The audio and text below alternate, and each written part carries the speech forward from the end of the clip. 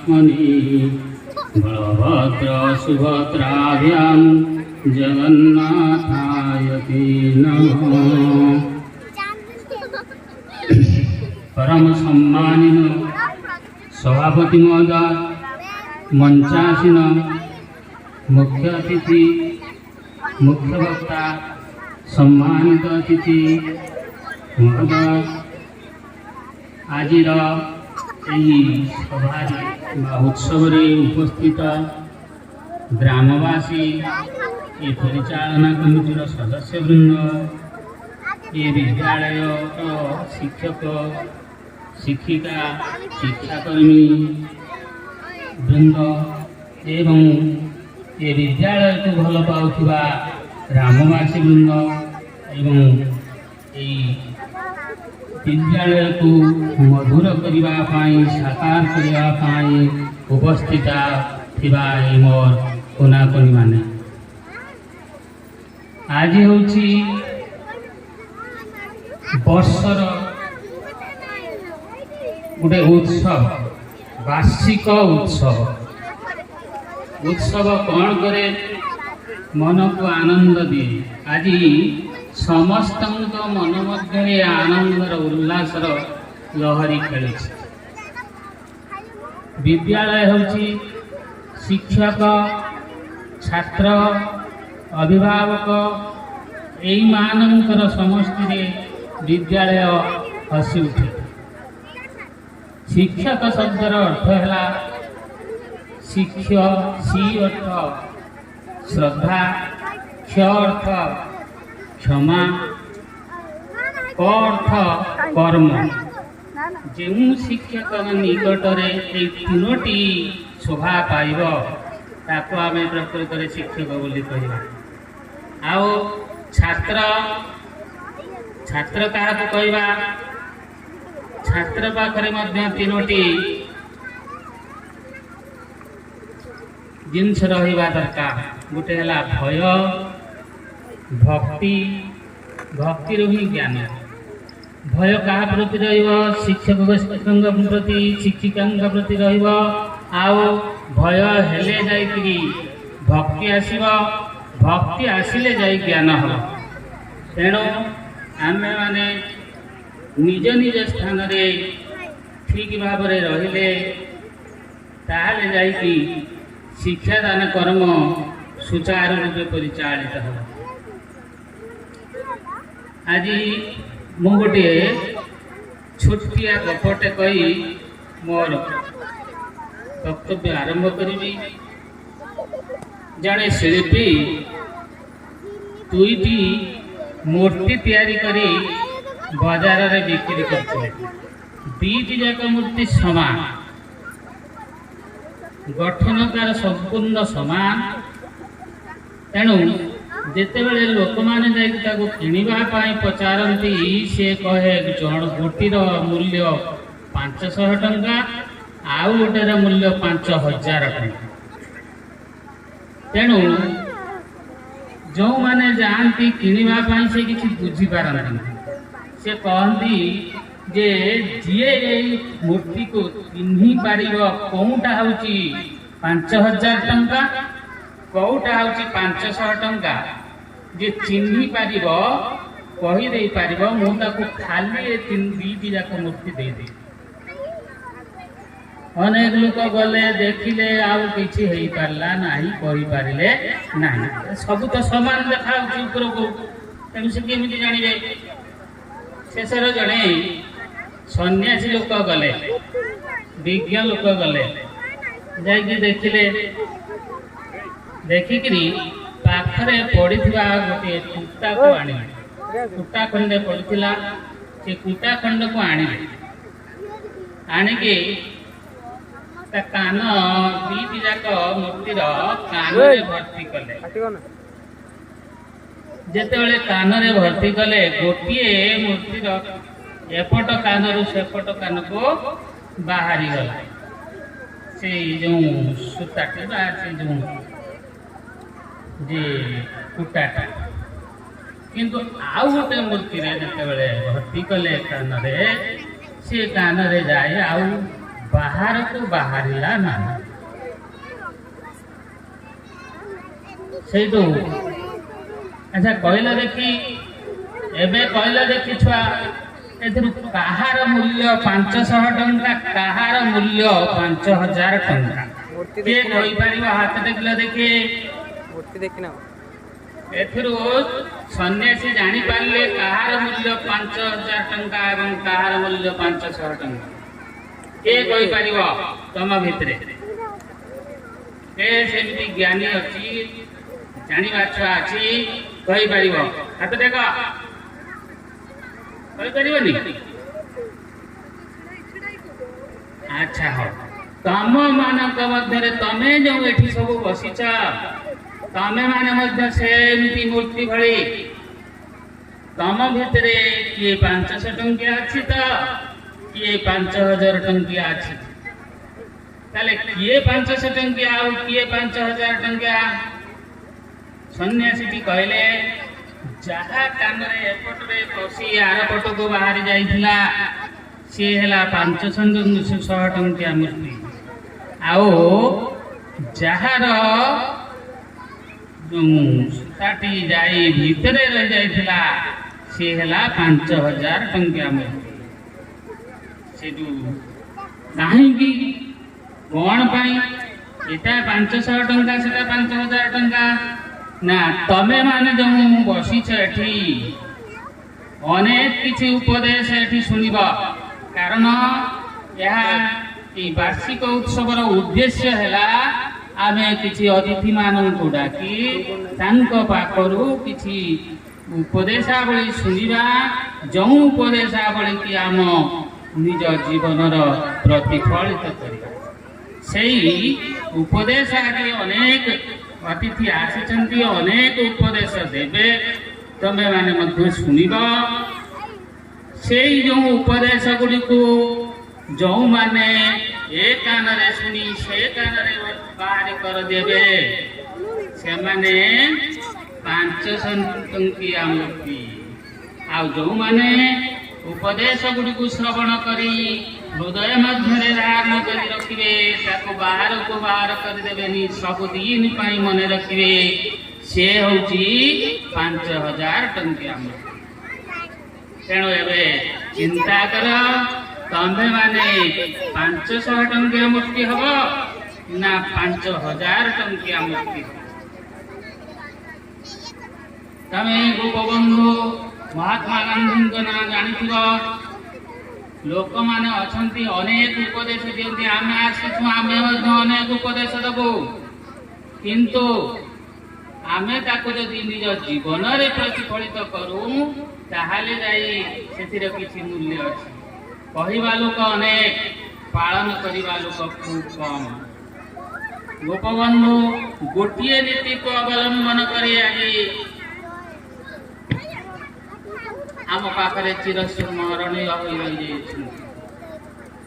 ସେମିତି ମହାତ୍ମା ଗାନ୍ଧୀ ମଧ୍ୟ ଅହିଂସାର ନୀତିକୁ ପାଥେୟ କରି ଆଜି ଆମର ବାପୁଜୀ ନାମରେ ପରିଚିତ। ତେଣୁ ଆମେ ଅନେକ ଉପଦେଶ ଶୁଣିବା, କିନ୍ତୁ ଯଦି ଆମ ଜୀବଦଶା ମଧ୍ୟରେ ଗୋଟିଏ ମାତ୍ର ଉପଦେଶକୁ ଭଲ ଭାବରେ, ନିପୁଣ ଭାବରେ ସାରା ଜୀବନ ପାଳନ କରିବା, ତାହେଲେ ଆମେମାନେ ମଧ୍ୟ ସେମିତି ଚିର ନମସ୍ୟ ହୋଇ, ଚିରଞ୍ଜୀବୀ ହୋଇ ସବୁଦିନ ପାଇଁ ରହିଯିବା। ତେଣୁ ମୋର କହିବାର ଉଦ୍ଦେଶ୍ୟ, ଆଜି ତୁମେ ମାନେ ଆସିଛ, ଅନେକ ଉପଦେଶ ଶୁଣିବ, ସେଥିମଧ୍ୟରୁ ସବୁ ତ ମନେ ରଖିବ, ତଥାପି ତୁମେ ଚିନ୍ତା କରିବ, ନିହାତି ଆମେ ମୋ ଜୀବନରେ ମୁଁ ଏହି ଉପଦେଶଟିକୁ ସବୁବେଳେ ପାଇଁ ପାଳନ କରିବି। ଏତିକି ତୁମ ପାଖରେ ମୋର ଅଳି ଯେ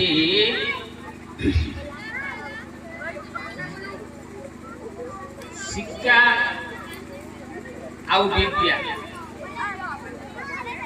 ଶିକ୍ଷା କ'ଣ? ଆଜି ଆଗ କାଳରେ ଥିଲା ଗୁରୁ ଆଉ ଶିଷ୍ୟର ସମ୍ପର୍କ, ଆଜି ହେଉଛି ଶିକ୍ଷକ ଛାତ୍ରର ସମ୍ପର୍କ। ଆଜି କାହିଁ କହୁନାହାନ୍ତି ତ ଗୁରୁ ଶିଷ୍ୟ ବୋଲି? କାହିଁକି କହୁନାହାନ୍ତି?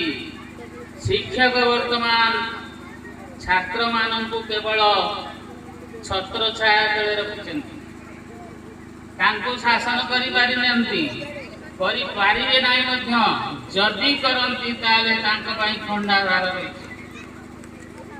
ତେଣୁ ଶିଷ୍ୟ ଯଦି ବା ଛାତ୍ର ଯଦି ଶାସିତ ନ ହେଲା, ଛୋଟ ପିଲା ସବୁବେଳେ ତା ସ୍ୱଚ୍ଛନ୍ଦରେ କାର୍ଯ୍ୟ କରେ। ତେଣୁ ସେ ସବୁବେଳେ ଭଲ ମନ୍ଦ ଉଭୟ କରିବ। ଆମେ ଯଦି ତାକୁ ଶାସନ ନ କରନ୍ତି, এইটা ଭଲ, এইটা ଖରାପ, এইଟା କଲେ ଭଲ ହବ, এইଟା କଲେ ଖରାପ ହବ, ଆମେ ତାକୁ ଯଦି ପଥ ପ୍ରଦର୍ଶନ ନ କରନ୍ତି ତାହେଲେ ସେମାନେ କେବେ ହେଲେ ଭଲ ହେଇପାରିବେ ନାହିଁ। ଆଉ ସେତିକି କରିବା ପାଇଁ ଆମ ପାଖରେ ସେ ସାହସ ନାହିଁ। ଗୁରୁ ହଉଛି 5 ଜଣଙ୍କୁ କୁହାଯାଏ। ପିତା, ମାତା, ଗୁରୁ ଯେ ଶିକ୍ଷା ଦିଅନ୍ତି, ଅତିଥି ଆଉ ବ୍ରାହ୍ମଣ, ଏଇମାନେ ହେଲେ ଗୁରୁ। ଆମ୍ଭମାନଙ୍କର ପ୍ରଥମ ଗୁରୁ ହେଲେ ମାତା। ମା ହେଲେ ଆମର ପ୍ରଥମ ଗୁରୁ। ଆମକୁ ଆଜି ଯଦି କଥା କହିବା ଶିଖେଇଥାନ୍ତି ତାହେଲେ ସେ କିଏ? ଆମର ମା। ତେଣୁ ସିଏ ହେଲେ ଆମର ପ୍ରଥମ ପୂଜ୍ୟା, ପ୍ରଥମ ଗୁରୁ। ତେଣୁ ସେମାନଙ୍କର ଉପଦେଶକୁ, ପିତାମାତାଙ୍କର ଉପଦେଶକୁ ଯିଏ ଅକ୍ଷର ଅକ୍ଷର ପାଳନ କରିଛି, ସେ ତା ଜୀବନରେ କେବେ ହେଲେ କୌଣସି କ୍ଷେତ୍ରରେ ବିଫଳ ହବ ନାହିଁ, ଏହା ନିଶ୍ଚିତ। ତେଣୁ ଆମ୍ଭେମାନେ ସଦା ସର୍ବଦା ଗୁରୁଜନ ମାନଙ୍କୁ ସମ୍ମାନ ଦେବା। ସେଇ ଗୁରୁଜନ ମାନେ ହିଁ ଆମକୁ ଯେଉଁ ଆଶୀର୍ବାଦ ଟିକେକ ଦେବେ, ସେଇ ଆଶୀର୍ବାଦ ଫଳରେ ଆମେ ଅନେକ ପଥ ଅତିକ୍ରମ କରିଦେବା। ଯେଉଁ ଆଶୀର୍ବାଦ କି ଯେଉଁ ଫଳ କି ଆମେ ଠାକୁରଙ୍କୁ ପ୍ରାର୍ଥନା କଲେ, ଠାକୁରଙ୍କୁ ପୂଜା କଲେ ସେତିକି ଫଳ ପାଇପାରିବା ନାହିଁ। ଆଉ ଗୋଟିଏ କଥା କହି ମୋର ବକ୍ତବ୍ୟ ସାଙ୍ଗ କରିବି ଯେ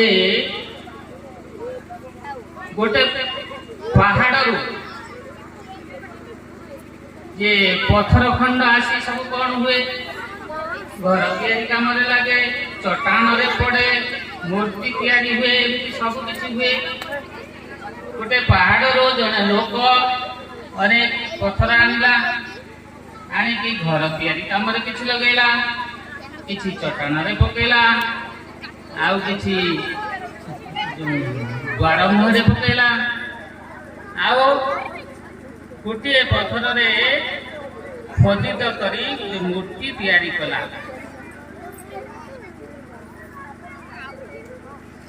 ଯେ ଯେଉଁ ମୂର୍ତ୍ତି ତିଆରି ହେଲା, ତାକୁ ସେ ମୂର୍ତ୍ତିକୁ ଥରେ ଯେଉଁ ଚଟାଣରେ ପଡ଼ିଥିବା ବା ଦ୍ୱାର ମୁହଁରେ ପଡ଼ିଥିବା ପଥରଟି କହିଲା, ପଚାରିଲା, ଆରେ ମୁଁ ତ ଯେଉଁଠି ଥିଲି, ତୁ ତ ସେଇଠି ଥିଲୁ, ଜଣେ ମଧ୍ୟ ଆମକୁ ଆଣିଲେ, କାମରେ ଲଗାଇଲେ, ମୋ ପାଖରେ ମୋ ଉପରେ ସମସ୍ତେ ଆଣିକିରି ଜୁତା ରଖୁଛନ୍ତି, ଗୁଡ଼ ପକାଉଛନ୍ତି, କିନ୍ତୁ ତୋ ପାଖରେ ଦିନି ଧୂପ ଦୀପ ନୈବେଦ୍ୟ ଦେଇକିରି ପୂଜା କରାହଉଛି। ଏହାର କାରଣ କଣ? ମତେ ତ କାହିଁକି କେହି ପଚାରୁନାହାନ୍ତି, ମତେ ଗୁଇଠା ମାରୁଛନ୍ତି, କିନ୍ତୁ ତମକୁ ପୂଜା କରୁଛନ୍ତି। ଏହାର କାରଣ କଣ? ତୁ ତ ଯୋଉଠି ଜନ୍ମ, ମୁଁ ତ ସେଇଠି ଜନ୍ମ, ଆଉ ଜଣେ ଲୋକ ବି ଆଣିଲା, ତାହେଲେ ସିଏ ତୁ କାହିଁକି ପୂଜିତ ହଉଛୁ, ମୁଁ କାହିଁକି ଅବହେଳିତ ହଉଛି? ସେଠୁ ସେ କହିଲେ, ଆରେ ମୁଁ ଯେତେବେଳେ ଏଇ ମୂର୍ତ୍ତିରେ ତିଆରି ହେଲି, ସେତେବେଳେ ମୂର୍ତ୍ତିକାର ନିହାଣ ଆଉ ହାତୁଡ଼ିରେ ମୋତେ ଯେଉଁ ଟିକି ଟିକି କରି ଯେଉଁ ମୋ ଦେହରୁ ସବୁ ଖଣ୍ଡ ଖଣ୍ଡ କରି ବାହାର କଲା, ସେତେବେଳେ ମୋତେ ଯେଉଁ କଷ୍ଟ ହେଇଥିଲା, ମୁଁ ସେଇ କଷ୍ଟକୁ ଅନେକ ମାତ୍ରାରେ ବହୁ କଷ୍ଟରେ ସହ୍ୟ କରିଛି। ସେଇ ସହ୍ୟ କରିଛି ବୋଲି ଆଜି ମୁଁ ସମସ୍ତଙ୍କ ନିକଟରେ ପୂଜ୍ୟ। କିନ୍ତୁ ତୁ କ'ଣ କଲୁ? ତୁ ଆସିଲୁ ଖାଲି ପଡ଼ିଗଲୁ, ତୋ ଦେହରେ କିଛି ହେଲେ କଷ୍ଟ ହେଇନାହିଁ। ତେଣୁ ଯେଉଁ ପିଲା ଘାତ ପ୍ରତି ଘାତ ଦେଇ ଉପରକୁ ଉଠିବ, ସେ ପିଲା ମଣିଷ ହେବ, ସେ ପିଲା ପୂଜ୍ୟ ହେବ, ସେ ପିଲା ସମସ୍ତଙ୍କର ଆଦର ହେବ। ତେଣୁ ସମୟ ଅପରାହ୍ନ ନିର୍ଦ୍ଦେଶ ଅଛି, ବେଶୀ କିଛି କହିବା ପାଇଁ ମନା ଅଛି। ତେଣୁ ମୁଁ ଆଉ ଅଧିକ କିଛି କହୁନି। ମୁଁ ଏତିକି କହିବି, ପିଲାମାନେ ସମସ୍ତେ ନିଜକୁ ଚିହ୍ନ। ପ୍ରଥମେ ଆମେ ନିଜେ ଯଦି ଠିକ୍ ନ ହେବା, ତାହେଲେ ଆମେ ସମାଜର କିଛି ପରିବର୍ତ୍ତନ କରିପାରିବା ନାହିଁ। ବ୍ୟକ୍ତିରୁ ସମାଜ, ବ୍ୟକ୍ତି ଯଦି ମାର୍ଜିତ ହୁଏ ତାହେଲେ ସମାଜ ମାର୍ଜିତ ହେବ। ତେଣୁ ଆମ୍ଭେମାନେ ପ୍ରଥମେ ନିଜକୁ ଚିହ୍ନିବା, ତାପରେ ଯାଇକି ଅନ୍ୟ କଥା ଚିନ୍ତା କରିବା। ମୋର ଏତିକି କହି ମୋର ବକ୍ତବ୍ୟ ସାଙ୍ଗ କରୁଛି। ପଞ୍ଚାସନ ଆମର ସମସ୍ତଙ୍କର ପ୍ରିୟ, ଯୁବ ମାନସର ପ୍ରତୀକ, ଆମ ବିଧାୟକଙ୍କର ସୁଭଦ୍ର ସେ ଯେଉଁ ଡକ୍ଟର ଅନୁମାଧବ ପଣ୍ଡା ମୁଖ୍ୟ ଅତିଥି ଭାବରେ ପଞ୍ଚାସନ ହେଇଛନ୍ତି। ଶ୍ରୀଯୁକ୍ତ ପଣ୍ଡା ମହୋଦୟ ଆମ ଗହଣରେ ଅଛନ୍ତି। ପଞ୍ଚାସନ ମୁଖ୍ୟ ବକ୍ତା, ପ୍ରାକ୍ତନ ପ୍ରଧାନ ଶିକ୍ଷକ ଏବଂ ଶିକ୍ଷକ, ତ ଇଏ ବର୍ତ୍ତମାନର ବିଦ୍ୟାଳୟର ପ୍ରଧାନ ଶିକ୍ଷକ ଏବଂ ଆପଣମାନଙ୍କର ପ୍ରିୟ ସରପଞ୍ଚ ସାହୁ ମହୋଦୟ, ସମସ୍ତଙ୍କୁ ମୁଁ ମୋ ତରଫରୁ ଶୁଭେଚ୍ଛା ଜଣାଉଛି, ଅଭିନନ୍ଦନ କରୁଛି। ସମ୍ମୁଖରେ ବସିଥିବା ଏ ବିଦ୍ୟାଳୟର ସମସ୍ତ ଶିକ୍ଷକ, ଶିକ୍ଷୟିତ୍ରୀ, ଶିକ୍ଷା କର୍ମଚାରୀ, ଅଭିଭାବକ ବୃନ୍ଦ, ଗ୍ରାମବାସୀ ତଥା ଶ୍ରଦ୍ଧେୟ ଛାତ୍ରଛାତ୍ରୀ, ସାମ୍ବାଦିକ ବନ୍ଧୁ, ଏସ୍ଏମ୍ସି କମିଟିର ସଭାପତି, ସମସ୍ତ ସଭ୍ୟସଭ୍ୟା ସମସ୍ତଙ୍କୁ ମୁଁ ମୋ ତରଫରୁ ପ୍ରଥମେ ପ୍ରଣାମ ଜଣାଉଛି। ବୁଦ୍ଧିଜୀବୀମାନଙ୍କୁ ମୋର ଭୂମିଷ୍ଠ ପ୍ରଣାମ ଜଣାଉଛି। ଯେ ସମୟ ସ୍ୱଳ୍ପତା, ନିର୍ଦ୍ଦେଶ 2 ମିନିଟ୍ ଭିତରେ ସାରିବା ପାଇଁ ଆମେ ଇଏ ଗୋଟେ ଶିକ୍ଷା ଅନୁଷ୍ଠାନ। ମୁଁ ସବୁବେଳେ କହି ଆସିଛି, ଆମ ସମ୍ମୁଖରେ ଅନୁଷ୍ଠାନ ହିଁ ବଡ଼, ବ୍ୟକ୍ତି ବଡ଼ ନୁହେଁ। ତେଣୁ ଅନୁଷ୍ଠାନ, ଏଇ ଯେଉଁ ଶିକ୍ଷା ମନ୍ଦିର, ଇଏ ନିହାତି 5-7ଟି ଉପାଦାନ ହେଲେ ଏ ମନ୍ଦିରଟି ପୂର୍ଣ୍ଣାଙ୍ଗ ହେବ। ଶିକ୍ଷକ, ଶିକ୍ଷୟିତ୍ରୀ ଇଏ ହେଲେ ଗୋଟେ ଉପାଦାନ, ଛାତ୍ରଛାତ୍ରୀ ହେଲେ ଗୋଟେ ଉପାଦାନ, ସରକାର ହେଲେ ଗୋଟେ ଉପାଦାନ, ଅଭିଭାବକ ହେଲେ ଗୋଟେ ଉପାଦାନ ଏବଂ ଶିକ୍ଷା ବ୍ୟବସ୍ଥା ହେଲା ଏହାର ଗୋଟେ ମୁଖ୍ୟ ଉପାଦାନ। ତେଣୁ ଏ ସବୁ ଯେତେବେଳେ ସମ୍ମିଶ୍ରଣ ହେଇ ଗୋଟିଏ ଧାରାରେ ଚାଲିବେ, ଗୋଟିଏ ସୂତ୍ରରେ ଚାଲିବେ, ଶିକ୍ଷା ଅନୁଷ୍ଠାନଟି ପୂର୍ଣ୍ଣାଙ୍ଗ ହୁଏ। ସାର୍ ତ ବହୁତ କଥା କହିଲେଣି। ସମୟ ଥିଲା ଏଠି ସାର୍ମାନଙ୍କୁ ଯୁବକମାନେ ଆକ୍ରମଣ କରୁଥିଲେ। ଏ ବିଦ୍ୟାଳୟ ବହୁତ ଘାତ ପ୍ରତିଘାତ ଭିତରେ ଆଗେଇଛି। ତେଣୁ ମୁଁ ଯାହା ଯେଟାକୁ ଦେଖୁଛି, ଏ ବିଦ୍ୟାଳୟ ସେତେ ତଳେ ନାହିଁ। ନିଶ୍ଚିତ ଭାବରେ ସମୟ ଥିଲା, ବିଦ୍ୟାଳୟର ଭଲ ନାଁ ଥିଲା, ବର୍ତ୍ତମାନ ବି ସେ ନାଁ ଅଛି। ସାର୍ମାନେ ଚାହିଁଲେ ଏ ବିଦ୍ୟାଳୟ ପୁଣି ସରସ ସୁସୁନ୍ଦର ହେଇପାରିବ, ବିଦ୍ୟାଳୟର ନାଁକୁ ଫେରାଇ ଆଣିପାରିବେ, ସେତିକି ମୁଁ ଆଶା କରୁଛି। ଯେଉଁ ଛାତ୍ରଛାତ୍ରୀମାନେ ଅଛନ୍ତି, ଆମର ପ୍ରତ୍ୟେକ ଛାତ୍ରଛାତ୍ରୀ ସମସ୍ତେ ଯେତେବେଳେ ଆସୁଛନ୍ତି ବିଦ୍ୟାଳୟକୁ, ଆମେ ଭାବୁଛନ୍ତି ସମସ୍ତେ ପିଲା ଯାଉଛନ୍ତି ପାଠ ପଢ଼ିତେ, ମୁଁ ଯିବି ପାଠ ପଢ଼ିତେ, ନା ସେଇଆ ନୁହେଁ। ପ୍ରଥମେ ଆମେ ପ୍ରତ୍ୟେକ ଛାତ୍ରଛାତ୍ରୀ ଆମର ଗୋଟେ ଲକ୍ଷ୍ୟ ରହିବା ଦରକାର। ଆଶା ଯଦି ବଡ଼ ହେବ, ଲକ୍ଷ୍ୟ ଯଦି ବଡ଼ ହେବ, ସେ ଲକ୍ଷ୍ୟକୁ ହାସଲ କରିବା ପାଇଁ ଆମେ ନିଶ୍ଚିତ ଭାବରେ ସେଇଭଳି କର୍ମ କରି ଚାଲିବା ଏବଂ କର୍ମ ଆମର ଠିକ୍ ହେଲେ ଆମେ ଆମ ଲକ୍ଷ୍ୟ ସ୍ଥଳରେ ପହଞ୍ଚି ପାରିବା। ତେଣୁ ସବୁ ଛାତ୍ରଛାତ୍ରୀମାନଙ୍କୁ ଅନୁରୋଧ କରିବି ବା ନିବେଦନ ରଖିବି, ସେମାନେ ଗୋଟେ ଲକ୍ଷ୍ୟ ନେଇକି ଚାଲନ୍ତୁ। ସେ ଲକ୍ଷ୍ୟ ହାସଲ କରିବା ପାଇଁ ଯେତେ ପ୍ରକାର ଘାତ ପ୍ରତିଘାତ ଆସୁ, ଚେଷ୍ଟା ଆସୁ, ଏ ପାଇଁ ଆମେ ଚେଷ୍ଟା କରିବା। ଅଭିଭାବକମାନେ ଅଛନ୍ତି, ତାଙ୍କୁ ମୁଁ ଅନୁରୋଧ କରିବି ଯେ ଅଣ୍ଡା କିଏ ଖାଇଗଲା, କୋଉ ଶିକ୍ଷକ ପ୍ରଧାନ ଶିକ୍ଷକ କଣ କଲେ କି ଶିକ୍ଷକ ମାନେ ଚୁରରେ ରାନ୍ଧିକି ଖାଇଦେଲେ। ଏଥିରେ ମଶା ନ ଖେଳେଇକି ଯଦି ପ୍ରତ୍ୟେକ ଦିନ କେହି ଜଣେ ଅଭିଭାବକ ଆସିକି ସାର୍ଙ୍କୁ ପଚାରନ୍ତା ମୋ ପିଲା କଣ ପଢୁଛି, ମୋ ପିଲା କେତେ ମାର୍କ ରଖିଥିଲା, ଏଥର କାହିଁକି କମ ମାର୍କ ରଖିଲା, କେମିତି ସେ ଭଲ କରି ରେଜଲ୍ଟ କରିବ, ଏଇଟା ହଉଛି ଅଭିଭାବକଙ୍କର ପ୍ରଥମ କର୍ତ୍ତବ୍ୟ ଓ ପ୍ରଧାନ ଲକ୍ଷ୍ୟ ରହିବା ଦରକାର। ଆଉ ସାର୍ କଣ ଖାଇଲେ, ସରକାରଙ୍କ ବ୍ୟବସ୍ଥା ବିଧି ବ୍ୟବସ୍ଥା ଅନୁଯାୟୀ ପିଲାମାନଙ୍କୁ ସେ ସରକାର ସବୁ ଫ୍ରି କରିଦେଇଛି। ଆପଣଙ୍କର ଜୋତା କତରୁ, ଛତା କତରୁ, ମୌଜା କତରୁ, ଡ୍ରେସ କତରୁ, ଖାଇବା କତରୁ, ବହି ବସ୍ତାନୀ ପର୍ଯ୍ୟନ୍ତ ସବୁ ଫ୍ରି। ପିଲାଙ୍କର କର୍ତ୍ତବ୍ୟ କେବଳ ପାଠ ପଢିବା। ଅଭିଭାବକର କର୍ତ୍ତବ୍ୟ, ସବୁ ଅଭିଭାବକଙ୍କର ଗୋଟେ ମାନସିକତା ହେଇଛି ଟ୍ୟୁସନ କଲେ ମୋ ପିଲାଟା ଭଲ ପାଠ ପଢିବ। ଏଟା ଆଦୌ ଠିକ କଥା ନୁହେଁ। ଏଇ ସାର୍ ମାନେ ଅଛନ୍ତି, ମୁଁ ମଧ୍ୟ ଅଛି, ଆମେ ଦିନେ କେବେ ଟ୍ୟୁସନ କଣ ଜାଣିନି। ଆମେ ଏଇ ସରକାରୀ ବିଦ୍ୟାଳୟରେ ପାଠ ପଢିକି ଆଜି ଏତେ ବାଟରେ ପହଞ୍ଚିଛୁ। ଯୋଉମାନେ ଅଛନ୍ତି ବଡ ବଡ ଆସନରେ ଆଶିତ ହେଇଛନ୍ତି ସେମାନେ କେବେ ଟ୍ୟୁସନ ହେଇନାହାନ୍ତି। ଏଇ ଯୋଉ ଆମର ଏ ଆଧୁନିକ ଯୁଗର ଯୋଉ ଅଭିଭାବକ ମାନେ ଚିନ୍ତା କରୁଛନ୍ତି, ଏଠି ସାର୍ କହୁଥିଲେ ପିତା ମାତା ହେଲେ ପ୍ରଥମ ଗୁରୁ ହଉଛନ୍ତି ଗୋଟେ ପିଲାର। ଯଦି ସେ ମାଟେ ମୂର୍ଖ ହେଇପାରେ, ଯଦି ସେ ଡାଙ୍ଗ ଖଣ୍ଡେ ଧରି ତା ପିଲାକୁ ବସେଇ ପାରିବ, ପାଠ ତ ପଢିବୁ ଏତଟାରୁ ଏତଟା ପାଠ ପଢିବୁ, ଏଇଠି ପାଠ ସେ ନିଜେ ନ ପଢିଥାଉ।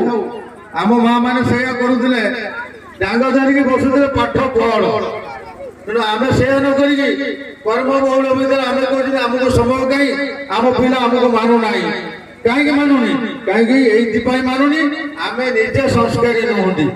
ଗୋଟେ ପିଲା ଭଲ ପାଠ ପଢିପାରେ, ସଂସ୍କାର ଯଦି ସେ ଶିଖିନି, ଯଦି ସଂସ୍କାର ଶିଖି ନାହିଁ, ଯଦି ସଂସ୍କାର ଶିଖି ନାହିଁ, ଆଚରଣ ଉଚ୍ଚାରଣ କେବେ ତାର ଠିକ ହବ ନାହିଁ। ଆଉ ଯୋଉ ଲୋକର ଆଚରଣ ଉଚ୍ଚାରଣରେ ଠିକ ନଥାଏ ସେ କେବେ ଭଲ ମଣିଷ ନୁହେଁ। ପାଠ ପଢିପାରେ, ବହୁତ ପାଠ ପଢିକି ସାର୍ଟିଫିକେଟ ହାସଲ କରିପାରେ, ସେ ଜ୍ଞାନୀ ନୁହେଁ। ଜ୍ଞାନୀ ସେଇ ଲୋକକୁ କୁହାଯାଏ ଯିଏ ବିବେକ ଅନୁମୋଦିତ କାମ କରେ, ସମାଜ ପାଇଁ କାମ କରେ, ସବୁ ଶ୍ରେଣୀର ଲୋକଙ୍କ ପାଇଁ କାମ କରେ ଏବଂ ସବୁ ଲୋକଙ୍କ ପାଖରେ ସେ ନମସ୍ତ ହେଇକି ରୁହେ। ଶିକ୍ଷକ ଅଛନ୍ତି, ଏଇ ସାର୍ ମାନେ ଅଛନ୍ତି, ଏମାନଙ୍କୁ ଦେଖିଲେ ମୁଣ୍ଡ ନଇଁ ଯାଉଛି। କିନ୍ତୁ ବର୍ତ୍ତମାନର କିଛି ଶିକ୍ଷକ ଅଛନ୍ତି ଯୋଉମାନେ କିଛି ନହେଲେ ମଦ୍ୟପାନ କରିକି ବିଦ୍ୟାଳୟକୁ ଆସୁଛନ୍ତି। ଏଇଟା ହଉଛି ଶିକ୍ଷାର କି ବ୍ୟବସ୍ଥା? ତେଣୁକରି ମୁଁ ଶିକ୍ଷକ, ଆମର ଶିକ୍ଷକ ଯୋଉ ଶିକ୍ଷୟିତ୍ରୀ ମାନେ ଅଛନ୍ତି ତାଙ୍କୁ ଅନୁରୋଧ କରିବି, ଆପଣ ମାନେ ଇଏ ବିଦ୍ୟାଳୟର ମେରୁଦଣ୍ଡ। ଆପଣ ମାନେ ଠିକ ହେଲେ ପିଲାଙ୍କ ମୁଣ୍ଡ ଆପଣ ଛାଇ ଆପଣଙ୍କ ପାଖରେ ରହିଯିବ। ଏଇ ବିଦ୍ୟାଳୟରୁ ଆପଣ ମାନେ ନେଇକି ଆପଣଙ୍କର ପରିବାର ପରିପୋଷଣ କରୁଛନ୍ତି। ତେଣୁ ଯୋଉ ପଇସା ନେଉଛନ୍ତି ତାକୁ ପେସ୍, ସେ ଆପଣଙ୍କୁ ପେସ୍ କେତେବେଳେ କରିବ? ଆପଣଙ୍କ ପିଲାଟି ଯୋଗ୍ୟ ସନ୍ତାନଟିଏ ହବ କେତେବେଳେ? ଯେତେବେଳେ ଆପଣ ଏଇ ପିଲାମାନଙ୍କୁ ଆପଣଙ୍କର ନିଜର ପିଲା ବୋଲି, ନିଜର ସନ୍ତାନ ବୋଲି ଭାବିକି ତାଙ୍କୁ ଶିକ୍ଷା ଦେବେ। ଆଉ ଆମର ଅଭିଭାବକ ମାନେ ଏତିକି ଜାଣିବା ଦରକାର, ଯୋଉ ଶିକ୍ଷକ ମାନେ ସରକାରୀ ବିଦ୍ୟାଳୟରେ ଅଛନ୍ତି ସେମାନେ ଅଭିଜ୍ଞ ଶିକ୍ଷକ, ସେମାନେ ଟ୍ରେନିଂ ନେଉଛନ୍ତି। ଆଉ ଯୋଉମାନେ ପ୍ରାଇଭେଟ ସ୍କୁଲରେ ପାଠ ପଢୁଛନ୍ତି ସେମାନଙ୍କର ଟ୍ରେନିଂ ନାହିଁ, ସେମାନେ ଦୀକ୍ଷିତ ନୁହନ୍ତି କି ସେଇ ହାରରେ ଶିକ୍ଷିତ ନୁହନ୍ତି। କିନ୍ତୁ ସେମାନଙ୍କୁ ଆମେ ପ୍ରିଫର କରୁଛନ୍ତି, ଆମେ ଆମ ନିଜ ଦାୟିତ୍ୱକୁ ଛଡେଇ ଦଉଛନ୍ତି, ଦାୟିତ୍ୱରୁ ଓହରି ଯାଉଛନ୍ତି। ଆମେ ପିଲାଙ୍କୁ ଦେଖୁନ, ଗୋଟେ ପିଲା ସକାଳ 10ଟାରୁ 4ଟା ପର୍ଯ୍ୟନ୍ତ ରହିବ ବିଦ୍ୟାଳୟରେ, ଇଏ 5 ଘଣ୍ଟା କି 6 ଘଣ୍ଟା ହଉଛି। ୟା ପରେ ଦିନକ 24 ଘଣ୍ଟାରୁ ଅଧିକାଂଶ ସମୟ ରହିଲା ଘର ପାଖରେ। ଯଦି ଗାର୍ଡିଆନ ଠିକ ସଚେତନ ନ ହବ, ଗାର୍ଡିଆନ ଯଦି ତା ପିଲାକୁ ଦୃଷ୍ଟି ନ ଦେବ, ତେବେ କେବେ ସେ ପିଲା ଭଲ ମଣିଷ ହେଇପାରିବନି, ଭଲ ପାଠ ପଢିବ ନାହିଁ। ତେଣୁ ଆଗେ ଆମର ସାର୍ ମାନଙ୍କୁ ମୁଁ ଅନୁରୋଧ କରିବି, ପାଠ ପଢା ସହିତ ନୈତିକ ଶିକ୍ଷା ଦିଅନ୍ତୁ ଏବଂ ସଂସ୍କାରୀ ପିଲାଟିଏ କରନ୍ତୁ। ଯଦି ଗୋଟେ ପିଲା ଭଲ ପାଠ ପଢିଛି, ସଂସ୍କାରୀ ହେଇଛି, ସେଇ ପ୍ରକୃତରେ ଇଏ ଆମ ଦେଶର ସୁନାଗରିକ ହବ ଏବଂ ସେଇ ଆମକୁ ଆଣିକି ଦବ ହଉଛି ଏ ବିଦ୍ୟାଳୟର ଗୌରବ ଆଣିକି ଦବ। ଆଉ ସାର୍ କହୁଥିଲେ ଏ ତ ବହୁତ ଅସୁବିଧା ସୁବିଧା ସବୁ ଅନୁଷ୍ଠାନରେ ଅଛି। ମତେ ଆପଣମାନଙ୍କର ପ୍ରିୟ ସରପଞ୍ଚ କହିଥିଲେ ଯେ ଭାଇ ଆପଣ ଆମର ମହମ୍ମଦପୁର ହାଇସ୍କୁଲକୁ ଗୋଟେ ସାଇକେଲ ଷ୍ଟାଣ୍ଡ ପାଇଁ କିଛି ପଇସା ଦିଅନ୍ତୁ।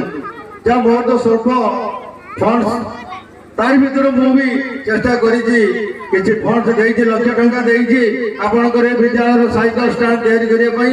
ସାର୍ ମାନଙ୍କୁ ମୁଁ କହିଦଉଛି, ଆପଣ ମାନଙ୍କୁ ବି କହିଦଉଛି ଯେ ଯେତିକି ପାରିଛି ଦେଇଛି, ସମୟ ଆସିଲେ ଦେଖିବା ଆଉ କଣ ହେଇପାରିବ।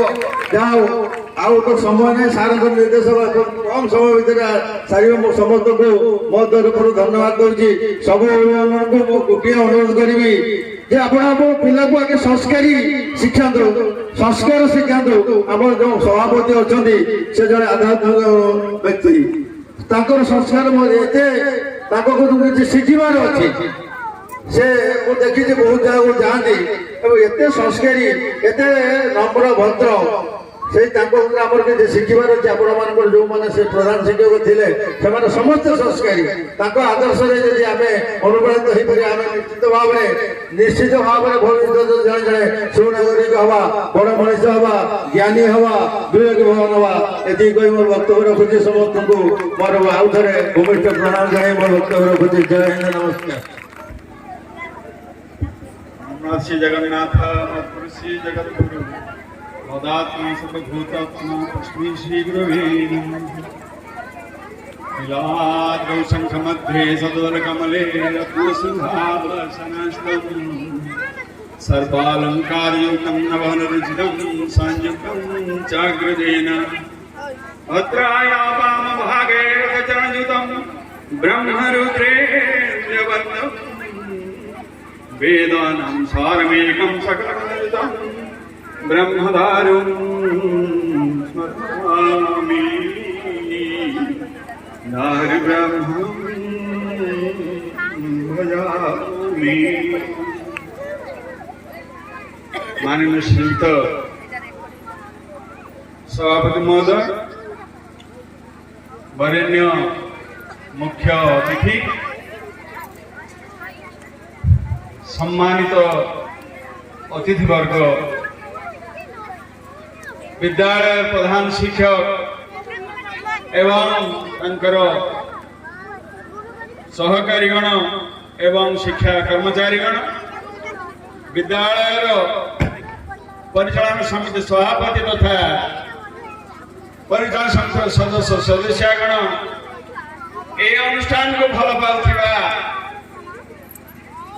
गाँव तथा अंचल भद्र व्यक्तिगण एवं ए विद्यालय पुरातन छात्र तथा ए अंचल आदिवासी माँ माने एवं बापा माने पिला अभिभाविका तथा कुना कुनी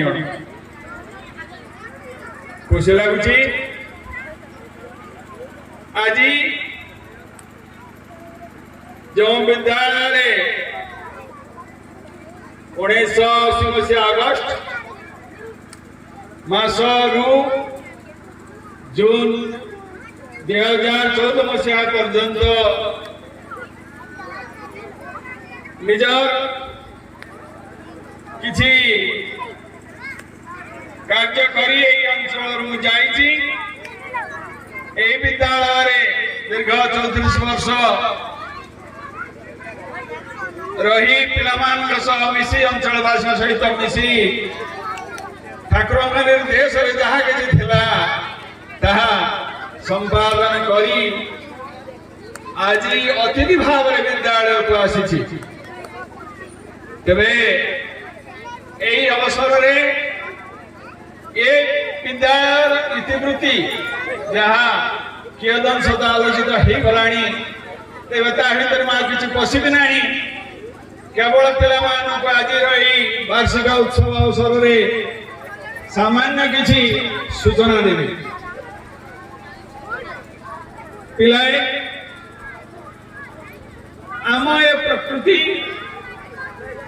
जेमती थिला सेमिति अछि, कौन सी परिवर्तन है नहीं।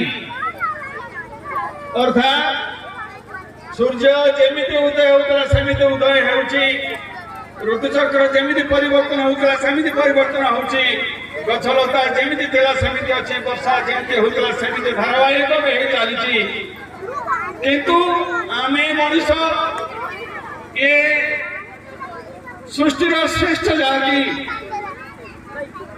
यही मनुष्य समाज जो ही सबुर किसी व्यतिक्रमता देखा जाउछि, परिवर्तनता देखा जाउछि। सृष्टि को मनुष्य निज हाथ में परिचालित करने को चेष्टा करने को जाई दुरुपयोग करने को जाउछि बा निज पाई ता में राम होउछि। कहवार तात्पर्य आम जो भाव में आम पिला गढ़ा आम आवश्यक करुचे किंतु पिलामानंकर गढ़ी हेबा प्रणाली आउ से प्रकार रहूना कहीं आमर समाज जो परिवर्तनता देखा से परिवर्तन चक्र मध्य आम समस्ते पेशी हो जाती जहाँकि कहीं बापा माँ एवं निज छाती हाथ नहीं कहीपर ना मो पिला को यही जगार पहुंचेबी कहीं हुए तो माँ बापा उभय पिलापाई 100% चेष्टित हो पारती किंतु आम पाखरे जी परिमाणर आयुध ता पाखे पहुंची जाऊँगी से विपदगामी करबारे 100% चेष्टित हो जाऊँगी जहाँकि पिलार मानसिकता से दिगरे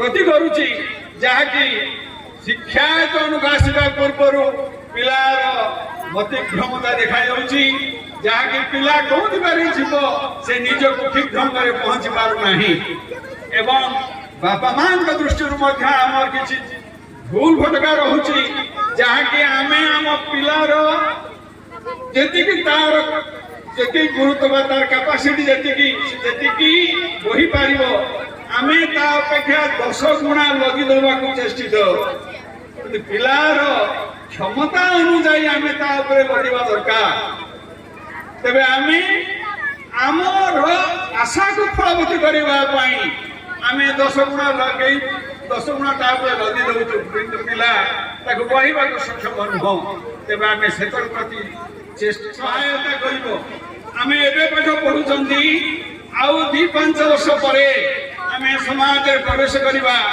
एवं समाज रे आमको प्रतिष्ठित हेबाको हेबो आम जदि समाज प्रतिष्ठित हो पारुना ताहले आम जीवन दुर्विषह हो पड़ो आम पेट चाखंड को पुरैवाई आमको जीवन को आमको बहुत किसी झड़झंझा आम चली आसब तेरे ये आम लक्ष्य रखा कौन सी पिला खराब नुह मुझे कहबी आम प्रत्येक पिला आम कौन ना कौन गोटे गुण आम निश्चित भाव अधिक आम भल पाठ नहीं पारे भल आम नाचि न पारू भल चित्र आंकी न पारू आउ किसी कथा आम पाखे अच्छी जोटा आमको निजको आमको बुझा पड़ो आम समस्ते होती गोटे गोटे सुरभि मृग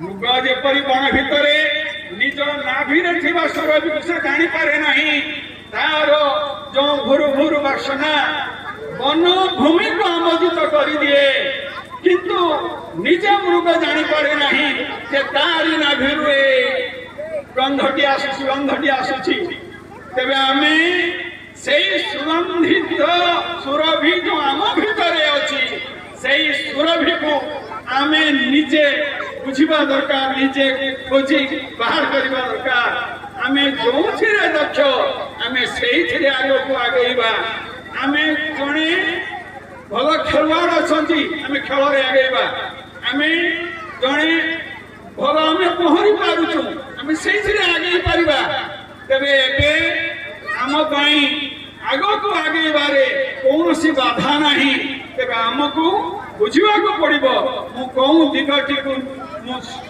ठीक भाव बाछी तेरे आम आमर जो कहुए लक्ष्य स्थिर कर कौन आगे से लक्ष्य को स्थिर रखी आम आगे निश्चित भाव आमर जो जीवन नौका ठीक स्थिर जगह पहुंची पार ठीक जगह पहुंची पार आम जो लक्ष्य रखुना तेरे आम निश्चित भाव विपद आम हवा आम नौका निश्चित भाव प्रशासन आम हम तेरे जहाँ भी हो ए क्षेत्र में आउ गोटे 2टा कथा कहबी आम जो आमको समाज सहित चलने को अच्छी आम भितर जो गोटे निहाती 2-3 गुण आम पाखे रहा गोटे हूँ सेवा नुह सेवा ताको उल्टे देले बासे बासे जे सेवा मनोवृत्ति जहाँ पाखे आसब से निश्चित भाव ता भितर आध्यात्मिकता आसब ता भितर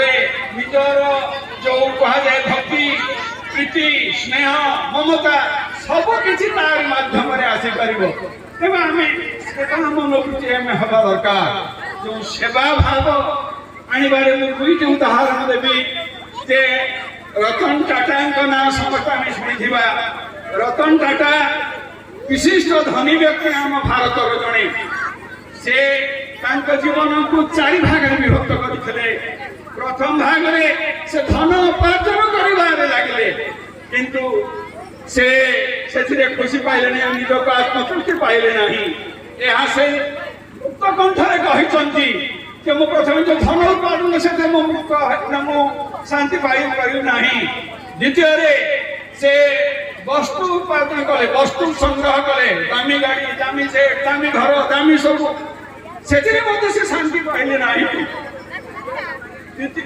तृतीय क्षेत्र में से जड़े उचित बड़ व्यवसायी हवा चेष्टा कले ठीक विशिष्ट व्यवसायी हवा चेष्टा कले तथापि से शांति पाई पारे ना किंतु जड़े बंधु परामर्श से बंधु परामर्श देले आपण तो एत धन अर्जन कर संग्रह कर भिन्नक्षम व्यक्ति ट्राइसाइकल व्हील चेयर किसी दान करूँ जहाँकि से व्हील चेयर संग्रह कर किणिले एवं गोटे अनुष्ठान गोटे उत्सव करी जो मैंने व्हीलचेयर उद्योगी भिन्न व्यक्ति दान कले देले एवं जो देवा बेले जो व्यक्ति माने नेले व्हीलचेयर बसी से अंचल घूरिले एवं से माने जो प्रकार आनंद अनुभव कले रतन टाटा लक्ष्य करी मन पूरीगला एवं शेष गोटे छोट पिला पाखक आसी निर्मेशन आगे चाहिए कहला पिला पचारे कहीं देखु पिलाटी कहला पूर्णमात्रा देखुची गला स्वर्ग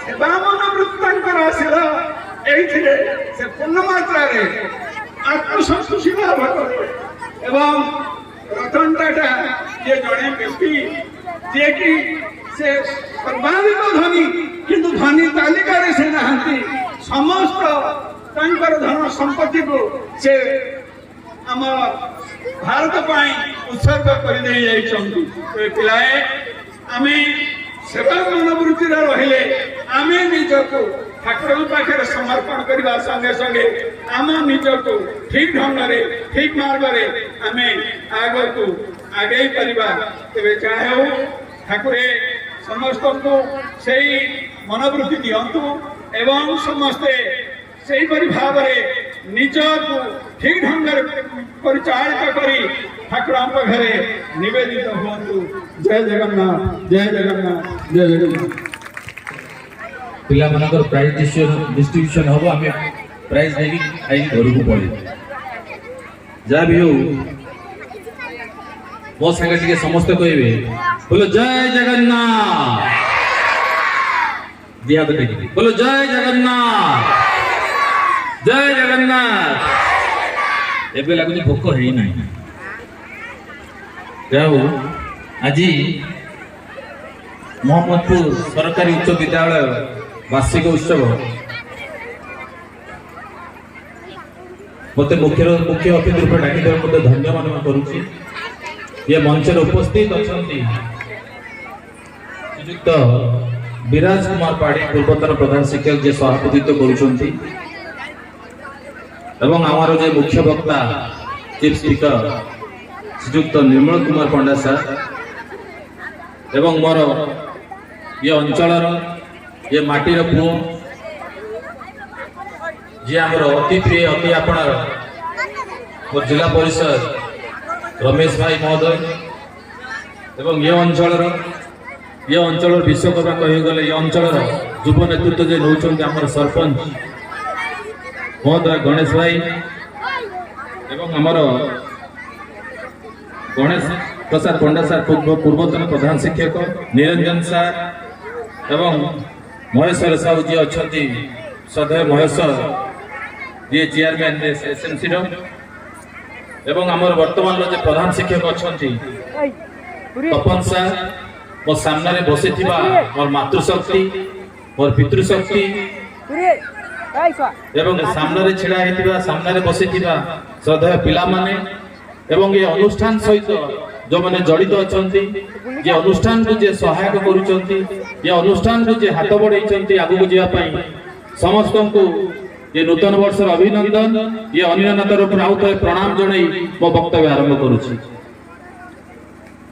ମୁଁ ଯେତେବେଳେ ଗତକାଲି ଯେତେବେଳେ ଆମର ଯେ ସରପଞ୍ଚ ମୋତେ ଫୋନ କଲେ ଯେ ନନା ବାପାଙ୍କର ବ୍ୟସ୍ତ ବହୁଳତା ସମୟ ଭିତରେ ଆସିପାରୁନାହାନ୍ତି ଯେହେତୁ ଆପଣମାନେ ଜାଣିଥିବେ ଆଜି ଉତ୍କର୍ଷ ଓଡ଼ିଶା ଆରମ୍ଭ ହେଉଛି ଭୁବନେଶ୍ୱର ଠାରେ ଯୋଉଟା କି ଭାରତର ଯଶସ୍ୱୀ ପ୍ରଧାନମନ୍ତ୍ରୀ ଜଏନ୍ କରୁଛନ୍ତି ମୁଁ ବି ସେଠି ଯିବା କଥା କିନ୍ତୁ ଆମର ସରପଞ୍ଚ ମହୋଦୟ ସଦୟ ଅଭିରାମ ଆଉ ଦୋଷାର କଥା ନ କଟି ପାରି ଏବଂ ଆମ ପ୍ରଧାନ ଶିକ୍ଷକ ଯିଏ ଅଛନ୍ତି ମୁଁ ଯାହା ବି ହଉ ଏ ଅଞ୍ଚଳ ମାଟିର ପୁଅ ମୁଁ ଯେମିତି ହେଲେ ଯାଇକି ମୁଁ ପହଞ୍ଚିବି କାରଣ ଏ ସ୍କୁଲର କିଛି କଥା ଆଉ ଗାଥା ଆମ ପରିବାର ସହିତ ଜଡ଼ିତ ଅଛି। କାହିଁକି ମୁଁ କହୁଛି ଯେତେବେଳେ ଆମର ନିର୍ମଳ ସାର୍ ସେଠି ପଢ଼ଉଥିଲେ ମୋର ମନେ ଅଛି ଏ ସ୍କୁଲକୁ ମୁଁ ଆସିଥିଲି ସାମ୍ନା ପଟେ ଗୋଟେ କାଂସାଂସ ନଈ ଥିଲା ସେ ନଈର ପୁଲକୁ ଡେଇକି ଆସୁଥିଲେ ଯୋଉଥିପାଇଁ ଆମର ମଝିଆ ଭାଇର ମୁଁ ଆଡମିସନ କରିକି ଯାଇଥିଲି କାରଣ ସେତେବେଳେ ଆମର ନା ଥିଲା ଯେ କୋଉଠି ଆମେ ପଢ଼େଇବା ଯେ ସବୁଠାରୁ ଭଲ ସ୍କୁଲ ଥିଲା ମହମ୍ମଦପୁର ହାଇସ୍କୁଲ ତେଣୁ ବାପା ମା ଆମେ ସମସ୍ତେ ଏଠି ଆସିଥିଲୁ ମୋ ମଝିଆ ଭାଇକି ଆଡମିସନ କରିକି ଗଲୁ କିନ୍ତୁ ମଝିଆ ଭାଇ ସେଇ ସମୟରେ ବାପା ଥାନ୍ତି ବିଧାୟକ ଭୁବନେଶ୍ୱରରେ ଥାଉ ସେ କିନ୍ତୁ ବହୁତ ସମୟରେ ସେ ଏକାକି ଫିଲ୍ କରେ କାହିଁକି ନା ପରିବାରକୁ ଛାଡ଼ି ସେ ରହୁଥିଲା କେବେ ସେ ହଷ୍ଟେଲରେ ରହୁନଥିଲା ତେଣୁ ଯେତେବେଳେ ଆମର ମାଧ୍ୟମ ଥିଲେ ନିରଞ୍ଜନ ସାର୍ ଆଉ ତାଙ୍କର ଯିଏ ଅଛନ୍ତି ସାନ ଭାଇ ସୁଶୀଲ ଭାଇ ତାଙ୍କୁ ସୁଶୀଲ ମଉସା ବୋଲି ଡାକେ ସେ ବହୁତ ସମୟରେ ଆମକୁ ସାହାଯ୍ୟ କରିଛନ୍ତି ଯେ ଟୁକୁନାକୁ ଶ୍ରଦ୍ଧା ଟୁକୁନା ଯିଏକି ମୋ ମଝିଆ ଭାଇ ତାକୁ ସ୍ନେହରେ ସମସ୍ତେ ଟୁକୁନା ଡାକନ୍ତି এই স্কুলে পড়িবা দ্বারা তার চরিত্র তার শলা সবু জিনিস বদলি গলা আর ধন্যবাদ দেবে সেই শিক্ষক বন্ধুগণ যে এত সুন্দর তাকে গড়ি তোলছেন যা বি হও সে আমার পাখে এবে না দীর্ঘ পাখাপাখি করোনা সময় সে দেহত্যাগ কলা আমি চেষ্টা কলু তাকে বঞ্চাই পারলু না তেমন মু বেশি কিছু কহিবিনি মু গোটে কথা কহিবি যে পাখাপাখি আমার এটি 10 ବର୍ଷ 12 ବର୍ଷ 11 ବର୍ଷ 15 ବର୍ଷ ପିଲା ପାଠ ପଢୁଛନ୍ତି କି 8 ବର୍ଷ ମା ମାନେ ବି ଅଛନ୍ତି ଦେଶ ସ୍ୱାଧୀନ ହେଲା ତେଣୁ এই যে স্বাধীনতার যে স্বাদ আমি যে চাখুଛନ୍ତି আমি আজ যে বসিଛନ୍ତି যে বীর পুরুষ মানে କରିଛନ୍ତି যে দেবদুর্লভ মানে କରିଛନ୍ତି তন্মধ্যରୁ যে ସେମାନେ তো অলরেডি দেশ স্বাধীন କରିଛନ୍ତି কিন্তু ତାଙ୍କର ଯୋଉ ଶ୍ରଦ୍ଧା ଆମେ ବସିକି ଚାଖୁଛନ୍ତି ତାଙ୍କୁ ଆମେ ଧନ୍ୟବାଦ ଦେବା କଥା ତନ୍ମଧ୍ୟରୁ ଆପଣମାନେ ଜାଣିଥିବେ ଯେ କି ଆମର ସମସ୍ତେ କହନ୍ତି ଆମେ ପାଠ ପଢିକି ବଡ ମଣିଷ ହେବୁ କିନ୍ତୁ ମଣିଷ ସିନା ହେବେ କିନ୍ତୁ କ୍ୟାରେକ୍ଟର ଥିବା ଦରକାର ସଂସ୍କାରୀ ଥିବା ଦରକାର ସଂସ୍କାର ଶିଖିବା ଦରକାର ଆପଣମାନେ ଶୁଣିଥିବେ ବାଜିରାଉତ ସାମାନ୍ୟ ଗୋଟେ ଛୋଟ ପିଲା ସେ ପାଠ ପଢିନି କି କୌଣସି PhD କରିନି କି MPhil କରିନି କିନ୍ତୁ ଇଂରେଜ ଶାସନ କବଳରୁ ସେ ନିଜର ଛାତି ଦେଖେଇ ଦେଲା ଆପଣ ଦେଖନ୍ତୁ ଫକୀରମୋହନ ସେନାପତି ମାତ୍ର 8ମ ଶ୍ରେଣୀ ପାଠ ପଢୁଥିଲେ କୋଉଠି ପଢୁଥିଲେ ଜାଣିଛନ୍ତି କଟକରେ ସେ ପଢୁଥିଲେ କିନ୍ତୁ ତାଙ୍କ ନାଁରେ ଆଜି ଦେଖନ୍ତୁ ମେଡିକାଲ କଲେଜ ୟୁନିଭର୍ସିଟି ସ୍କୁଲ ତାଙ୍କ ନାଁରେ ହେଉଛି କି ଆପଣ ଦେଖନ୍ତୁ ଆମର ଯିଏ ଅଛି ଆମର ଯିଏ ଅଛନ୍ତି କି ଆମର ସୁଭାଷ ଚନ୍ଦ୍ର ବୋଷ ହୁଅନ୍ତୁ କି ଆପଣଙ୍କର ଗୋଟେ କଥା କହିବି ଯେ ଖୁଦିରାମ ବୋଷ କି ଜାଣିଛନ୍ତି ଯେତେବେଳେ ଇଂରେଜ ଶାସନ କରୁଥିଲେ ସେ ସାମାନ୍ୟ ଗୋଟେ ଯୋଉ ବମ୍ ତିଆରି କରନ୍ତି ଛୋଟ ଛୋଟ ବମ୍ ସେ ମାତ୍ର 17-18 ବର୍ଷର ପିଲା ସେ ବି କୌଣସି ସ୍କୁଲ ଯାଇନାହାନ୍ତି ସେ ବି କୌଣସି ପାଠ ପଢି ନାହାନ୍ତି ମାତ୍ର 17-18 ବୟସରେ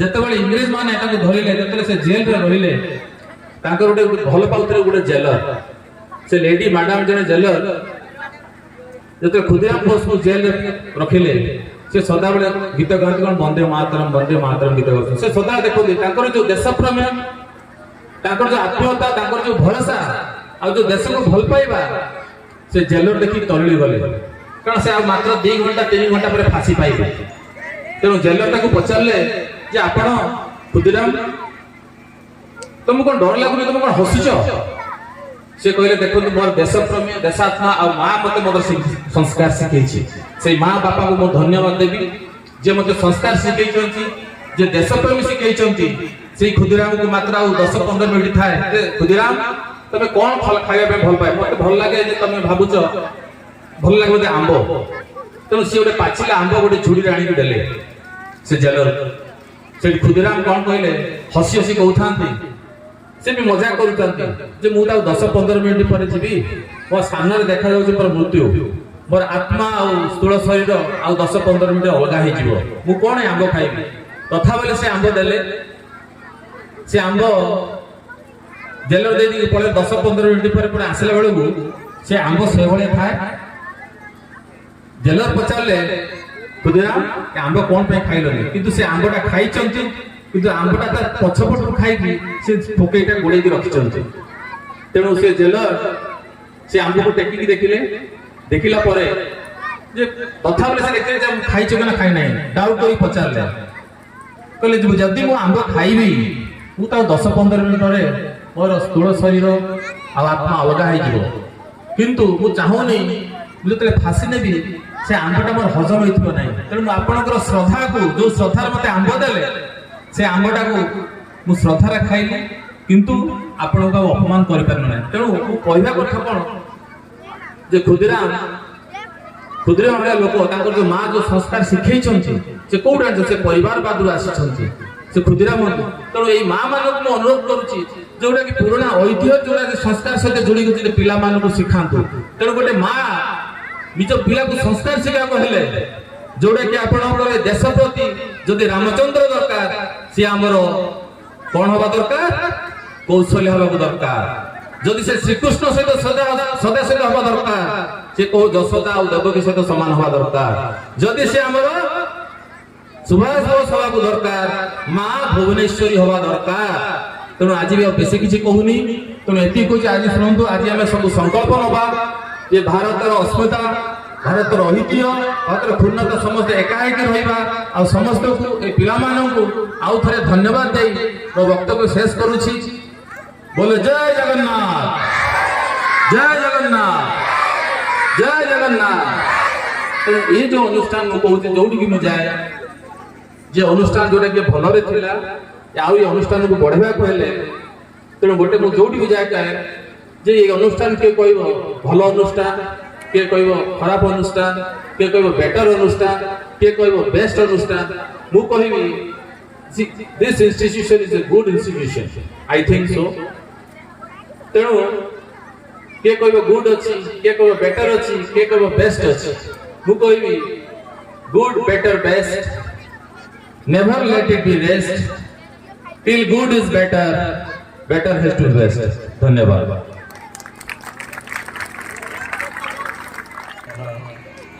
এই গ্রামর সাধু সজ্জন মন্ডলী পিলামানে সমস্তଙ୍କୁ ମୋର ଗୋଟିଏ କଥା ଆମ ନିର୍ମଳ କହୁଥିଲେ ମୁଖ୍ୟ ବକ୍ତା ଆମ ପାଖରେ 2 ପଇସା ନଥିଲେ ଆମେ ବେପାର କରିପାରିବା ନାହିଁ ଦୋକାନଟେ କରିବାକୁ ହେଲେ ଗୋଟେ ପ୍ରଥମେ କିଛି ଗୋଟେ ପୁଞ୍ଜି ଦରକାର ବା ଗୋଟେ କିଛି ମୁଁ ଧର କଣ୍ଟ୍ରାକ୍ଟ ଦେଖିବି ମୋର କିଛି ଗୋଟେ ପୁଞ୍ଜି ଦରକାର ମୁଁ ଯାହା ବି କଲେ ମୋର ଗୋଟେ ପୁଞ୍ଜି ଦରକାର ପୁଞ୍ଜି ନହେଲେ ମୁଁ କିଛି କରିପାରିବି ନାହିଁ ତେଣୁ ସେଇ ପୁଞ୍ଜିଟା ହେଉଛି କ'ଣ ନା ସେଇ ଯେଉଁ ନିଜ ଧର୍ମ ତା ହେଉଛି ସେବା ସେବା କଲେ ମଣିଷ ପୁଣ୍ୟର ଅଧିକାରୀ ହୁଏ ସେଇ ପୁଞ୍ଜିକି ନେଇକି ଆଗାଏ ଏବଂ ଜୀବନ ତାର ସାର୍ଥକ କରେ ତେଣୁ ଏ ଜନ୍ମରେ ଏମିତି ଆମେ କର୍ମ କରିବା ଯେ ଆମେ ଯେମିତି ଭାବରେ ଜନ୍ମ ନେଇଛନ୍ତି ଆମର ତ ବଢ଼ାବଢ଼ି କରିବା ଘରଟାକୁ ଯାହା ଥିଲା ତାଠୁ ଅଧିକ ବଢ଼େଇବା କିନ୍ତୁ ଆମ ଅଞ୍ଚଳ ପାଇଁ କିଛି ଗୋଟେ କରିବା ଏଇଠି ବସିଥିଲୁ ଆମେ ନିର୍ମଳ 2 ଜଣ ବସ୍ଟା ଅତିକ୍ରମ କଲା ସେ ମୋତେ ହଲେଇ ଦେଇକି କହୁଥିଲେ ମାନେ ଭାରି ଆନନ୍ଦ ଲାଗୁଥିଲା ମହମ୍ମଦ ବାଟ ଦେଇକି ବସ୍ଟା ଯାଉଛି। ତେଣୁ ଆସନ୍ତୁ ମାନେ ଚେଷ୍ଟା କରିବା ସର୍ବପ୍ରଥମେ ହେଉଛି ଚରିତ୍ର ଗଠନ କରିବା। ଶିକ୍ଷକ ମାନେ ଠିକ ଭାବରେ ନ ରହିଲେ ପିଲାମାନଙ୍କର ପ୍ରଭାବିତ ହେବେନି, କାରଣ ଚରିତ୍ରହୀନ ଶିକ୍ଷକ ଛାତ୍ର ସମାଜର ଭକ୍ଷକ। ତେଣୁ ଆମେ ଯଦି ନିଜେ ପହଁରା ନ ଶିଖିବା କାହାକୁ ପହଁରା ଶିଖେଇ ପାରିବା ନାହିଁ। ଆଉ ପିଲାମାନେ ମୁଖ୍ୟତଃ ଘରେ ସେମାନେ ନିର୍ଭର କରୁଛନ୍ତି। ତେଣୁ ଅଭିଭାବକ ମାନଙ୍କ ବିଶେଷ ନିବେଦନ, ପାରିବାରିକ ଜୀବନକୁ ୟା ତା ନାଁରେ ନିନ୍ଦା କଥା ଘରେ ଆଲୋଚନା ନ କରି ସେମାନେ ପାରିବାରିକ ଜୀବନକୁ ପୂର୍ବପୁରୁଷ ମାନଙ୍କର ସ୍ମୃତି ବା ପୂର୍ବପୁରୁଷମାନଙ୍କ ଗୌରବକୁ ପିଲାମାନଙ୍କର ଏମିତି କୁହନ୍ତୁ ସେମାନେ ଗୋଟେ ଭଲ ମଣିଷ ହେଇପାରିବେ। ସେମାନଙ୍କର ଆଧ୍ୟାତ୍ମିକ ଚେତନା ଭରି ଦିଅନ୍ତୁ। ପାରିବାରିକ ଜୀବନକୁ ଗୋଟେ ମଧୁମୟ କରନ୍ତୁ। ପ୍ରତ୍ୟେକ ଘର ଘର ଗୋଟେ ମନ୍ଦିର ହେଉନ୍ତୁ। ପିଲାମାନଙ୍କର ଗୋଟେ ଦେବଶିଶୁ ସୃଷ୍ଟି ହେଇ ସମାଜର ଗୋଟେ ବିରାଟ ପରିବର୍ତ୍ତନ ରହୁଛି। ସମସ୍ତଙ୍କର ମଙ୍ଗଳ କାମନା କରି ଜାଣେ ନା ମୁଁ ଯାହା ସ୍ୱପ୍ନ ଦେଖିଛି ମହମ୍ମଦର ହେବା ପାଇଁ ତାର କେତେ ମାତ୍ରାରେ ପୂର୍ଣ୍ଣାଙ୍ଗ ହବ ସମସ୍ତଙ୍କ ସେ ଶୁଭେଚ୍ଛା କାମନା କରି ରହୁଛି। ବନ୍ଦେ ମାତରମ୍।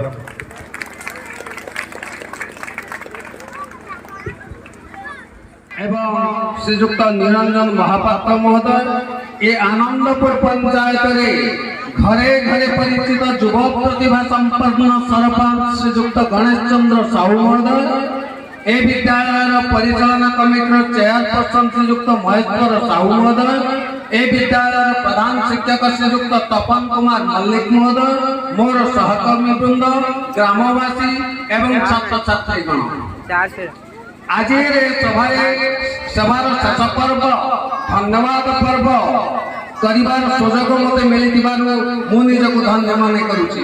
মঞ্চাসীন অতিথিবৃন্দ সেমানଙ୍କର বহুমূল্য সময় শ্রম মূল্যবান হিতোপদেশ দেই সভাକୁ সাফল্যমণ্ডিত କରିଥିବାରୁ এবং বিদ্যালয়ের ছাত্রছাত্রী ମାନଙ୍କ মନରେ নূতন দিগদর্শন ভরি ଦେଇଥିବାରୁ ଏ ବିଦ୍ୟାଳୟ ସମସ୍ତଙ୍କୁ ଧନ୍ୟବାଦ ଅର୍ପଣ କରୁଛି।